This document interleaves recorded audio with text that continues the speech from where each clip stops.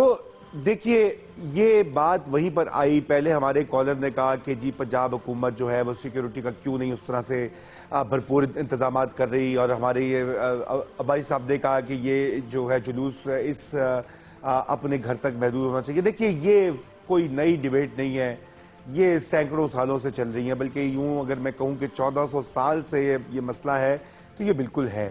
اور اس کی وجہ یہ ہے کہ جو کچھ واقعہ کربلا میں ہوا وہ ایک یوں کہیے کہ وہ جو سانحہ تھا, وہ جو ٹریجڈی تھی, اس نے ایک طرح سے ایک استعارہ بن گئی ہے ان تمام تر صدیوں میں ظلم کے خلاف, جبر کے خلاف, استبداد کے خلاف آواز اٹھانے کی. یہ جو محرم کے جلوس ہوتے ہیں, یہ جو ماتم کا انداز ہوتا ہے, ہمارے چند بھائی پاکستانی اس پر اعتراض کرتے ہیں, وہ کہتے ہیں کیوں ہوتا ہے, کیوں نکلتے ہیں, اور بھی ممالک میں ہوتا, صرف پاکستان میں نہیں ہوتا.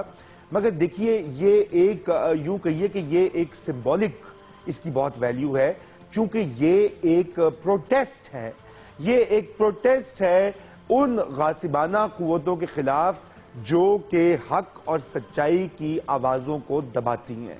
تو دیکھیے یہ جو ہوتی ہیں ہماری مذہبی پریکٹسز جو ہوتی ہیں, ہمارے جو ریچولز ہوتے ہیں, ہمارے جو عقائد ہوتے ہیں, یہ ان کی ایک ثقافتی ویلیو بھی ہوتی ہے, ان کی ایک تاریخی ویلیو ہوتی ہے.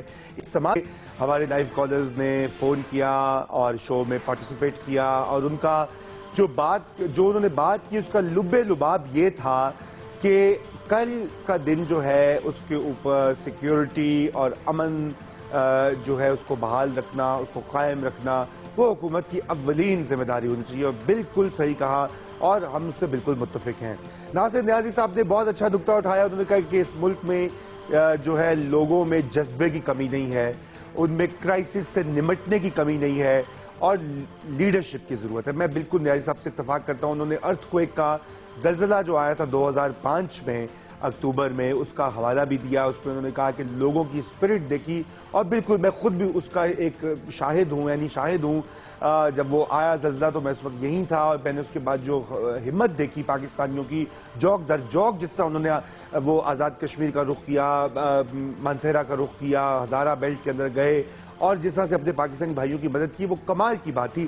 مگر ہم یہ نہ بھولیں کہ زلزلے کے بعد بھی ہم آفات کا شکار رہے ہیں. وہ 2010 کا سیلاب, اتنا بڑا سیلاب پاکستان کی تاریخ میں میرے خیال سے نہیں آیا.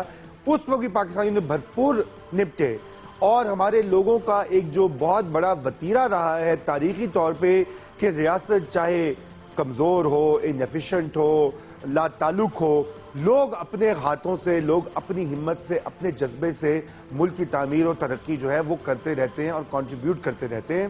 اور یقیناً یہ پاکستان کی جو اصل اسٹرینتھ ہے, جو پاکستان کی اصل توانائی ہے اس کے اندر, وہ انہی سوسائٹل نیٹ ورکس, انہی معاشرتی جو مختلف تانے بانے رشتے جو ہیں آپس میں کمیونٹیز میں, وہ اس کی وجہ سے قائم ہے.